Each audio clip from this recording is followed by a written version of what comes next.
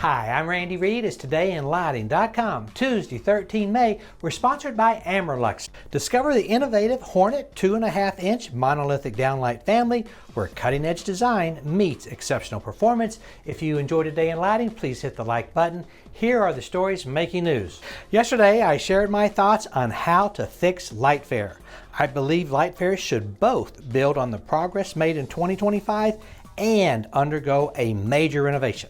My proposal includes two distinct events: Designers LightFair and Big LightFair.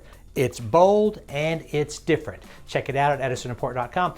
Yesterday we had 6 articles about LightFair. What was my competitor's lead story? It was about me, your humble editor. Unfortunately, I live in his head rent-free, and I truly feel sorry for the man. We also received diverse LightFair feedback through in-person visits, text, calls, and emails.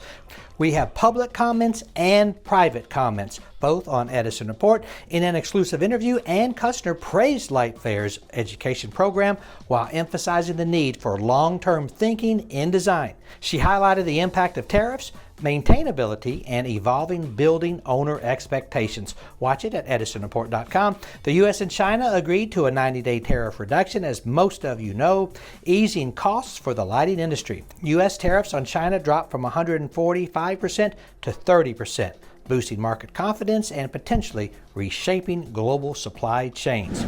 Yesterday, as a result, the Dow soared 1,160 points. NASDAQ was up 779, or over 4%. We were up across the board. AMS Osram gained 12%, Signify up 5%, and Acuity up almost 6%.